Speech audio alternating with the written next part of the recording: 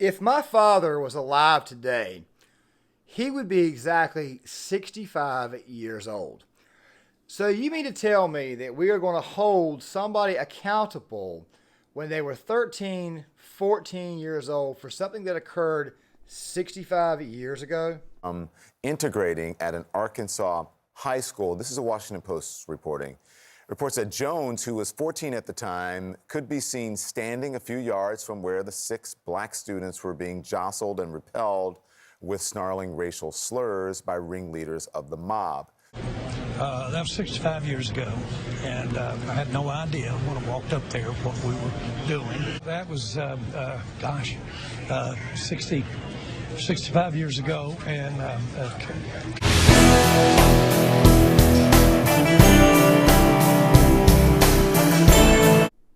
What is up, guys? John Claymore here, and this video right here will be on Sunday, which, by the way, is a rarity for me. I normally do not post on those days, but we need to speak about this because, once again, cancel culture has gone absolutely crazy. So, the Washington Post, a couple of days ago, they unearthed this photo of Jerry Jones. Jerry Jones, of course, being the Dallas Cowboys owner, that was taken back in 1965, and it appears to be he was maybe like 14 or 15 years old. I don't have the actual date at this second, but... and don't worry, we'll be getting into it because there's been a lot of very, very bad takes. And, of course, our friend Stephen A. Smith, he is under fire as well, which, by the way, we'll get to more in the second half of the video. But here is the thing, guys. 65 years ago, 65 years ago, 65 years ago, that's how far back we're going to go after a man who right now is a billionaire, owns a football team, professional football team, also, at the same time, employs several people, especially black men and black women. I know this because I've actually been to that stadium when I went to go see the Packers play back in 2019. And now, all of a sudden, we're calling him a racist. Now, it's very, very possible in the old South when he was a teenager that maybe he might have grown up with that type of attitude. But obviously, over time, this man has obviously evolved. So, 65 years. Now, look. I would understand if maybe he was in his 30s or maybe if he was in his 40s that maybe this right here might be an issue. But even in that case right there, he still would have probably evolved at that point in time. You see, the thing with cancel culture is this right here. You're going all the way back to somebody's actual past, and of course you don't know if that said person has actually redeemed themselves or actually grown up. I'm pretty sure that Jerry Jones, being somebody who quite frankly has been in business for so long, has probably grown up and actually evolved from whatever actual beliefs he may or may not have had when he was 13 or 14 freaking years old. Now, guys, of course the race hustlers came out. You had Charlemagne the God. Of course you had... who else? You're all over TikTok. People respond to this. Of course, Emmanuel Acho probably had the worst take. He said, well, maybe this right here explains why it is that Jerry Jones has never hired a black head coach. I don't think that right there proves anything, especially considering the fact that the vast majority of the people who get the coaching jobs in the NFL, they're hired more based off their education, meaning that they went to school for a certain degree. They more than likely did not play. They were normally the assistants. They came up through that way there because obviously most of the players are black. Don't worry, we're going to be touching on that one right there in a second because that Twitter take that I got in here, which by the way is absolutely ridiculous, I'll be responding to that in a second because obviously when people say the NFL is racist, I kind of look at them and I say to myself, you know what? If the NFL is so racist, then why is it that more than 2/3 of the field is black, and why is it that about 80% of the actual players in the NFL are not white? So I think that once again, we're kind of like trying to gin up racism where it does not exist. But you know what? We're just going to roll this really quick and you guys will see what I'm saying. And you're not going to make a sound, a peep about kneeling down. And if you do, I'm going to cut you. That was the ultimate threat. And the problem with a lot of black people like the Cowboys. A lot of them don't want to hear this. A lot of them have ignored this for many years. And the simple fact, the NFL has always been racist.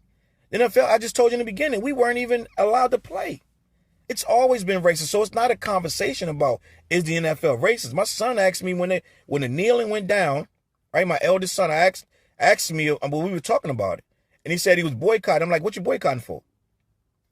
He said, because they're racist. I said, well, when they start being racist? Because they've been racist. So I don't know if it's just because it's 2020 or 2019 that all of a sudden you think they just... There are a few quick points that we got to get to before we move any further. Number one, don't the Dallas Cowboys operate with the moniker America's team? Number two, don't you play in the state of Texas, which is probably the most patriotic state in the country? Number three, and I really and truly think that this right here is the most important one, don't you find it disrespectful that you're kneeling during the national anthem? You're showing disrespect for the men and women who fought and died for you to have such a dumb-ass take like this right here. And back to the whole boycott, back to the whole kneeling thing. Okay, look, really quick, let me ask you a question really quick. You just said that the NFL was always racist, that they did not allow you guys to play. Now, by the way, the NFL has been around for over 100 years. Let me ask you a question. What year was it that black players started to play in the NFL? I think it was the 50s and it was the 60s, correct? It was roughly in that time frame there, okay? The NFL is now more than two-thirds black, okay? You've created more black millionaires than any other sport, more than any other entity in the world. Please explain to me how it is the NFL is racist. By the way, you're talking about 2019, 2020, 2021, 2022, this current year. I think that right there would mean that I think it's you guys who need to get the fuck over it, okay? You need to stop this shit where you keep on saying that the NFL is racist. No, no, no. The NFL is not racist. As a matter of fact, if your son was to make it to the NFL, guess what? He'd be a freaking millionaire after 2 or 3 years of playing football, assuming he does not spend all the money taking care of your fat ass. So please stop with the whole racism notion. But here's the thing, though. And now we got to talk about our buddy Stephen A. Smith. I'm just going to go ahead and roll this right here for you guys because I want to let you guys know right now that Stephen A., he has been friendly with Jerry for a while. Let's just go ahead and roll this. I'm pretty pissed off. And let me say this. I'm pissed off, but not for reasons that people would think. I'm very, very fond of Jerry Jones, and I'm not hiding that from anybody. Is his record perfect? No. But I'm pissed off because he doesn't deserve what just happened. He doesn't deserve it. One report, our report, said he was 14 years old. Yeah. Another report said he was 15 years old. At minimum, that's 65 years ago. You're going to bring up a picture of Jerry Jones standing at this protest. No question, what was happening is not something that anybody as a black person should be appreciative about. We had 6 students at that particular North Little Rock High School that was trying to desegregate the school. No one should be okay with it. Nobody should be okay with that. Regardless of race. We understand that. We get all of that. We also understand what we as black people and as black folks, black men have to deal with. And by the way, to some degree, we still deal with a lot of things, and we all know it. Mm-hmm. Racism is alive and well. Bigotry and prejudice is alive and well. We get all of that. But you're going to bring up a photo of him when he was 14, 15 years old, 65 or 66 years ago. This is where cancer culture gets into the mix, and you're making an attempt to eradicate him, what he stands for, and all he has done. And by the way, I don't have a problem with the photo. I don't have a problem. If he was 30, 35, 40 years old, that's different. Right. 14, 15 years old. 14, 15 years old. Right. But we're going to lean on somebody when he was 14, born and raised in the South, and we're going to pick it up 66 years later to say, you know something? Yeah. You ain't hire a black coach.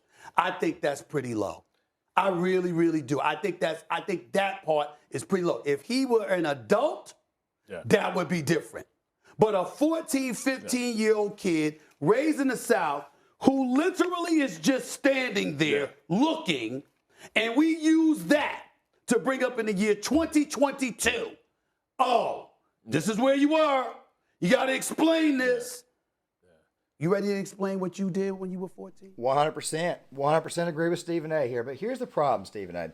And you guys are looking at these tweets that, quite frankly, were hurled at Stephen A. Smith. You guys are seeing this. You're seeing how the woke is eating the woke. The woke is turning on Stephen A.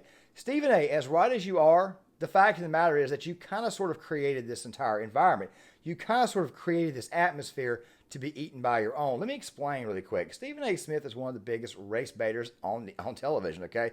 The guy gets paid $12 million a year. And even though at one point in time I used to like Stephen A., and sometimes I still like some of his takes because sometimes he doesn't come off like an idiot. But of course, when he goes on his little racial rampages and all that good stuff right there, and then he decides to defend Jerry Jones for something that, quite frankly, Jerry Jones, in my personal opinion, is not really truly responsible for, because he was, 13, 14 freaking years old. He's about to be 80 years old now. I got to sort of kind of agree with Stephen A. on the fact that, yeah, he should not be getting judged for this. But at the same time, though, Stephen A., do us a favor. Do not come out here and apologize or get mad about the fact that your own base of support is turning on you, because you, in a lot of ways, kind of created your own double helix and your own little nightmare here. And let me add one last note really quick before I end this video. Stephen A., you know something, you're right. You're right about bigotry. You know what? You really and truly are right about bigotry. But that bigotry right there is peddled by your network against anybody who is not black. That bigotry is peddled by your network by anybody who's not exactly, let's just say, slightly brown colored. Also, something else too, a lot of bigotry going on right now at MSNBC against people who are not exactly of the dark complexion. So, yeah, you're kind of sort of getting eaten by your own, because obviously you chose to take one day to actually have a brain. You see, this is what happens when you play the woke card. You act like an idiot for so long, and you get all these woke dumbasses to agree with you. And then finally one day, when you actually have a very, very sane and rational take, they eat you alive for it. Guys, John Claymore, if you like the content, hit the like button, subscribe, share the video, sign up in the comment section. I will see you guys later.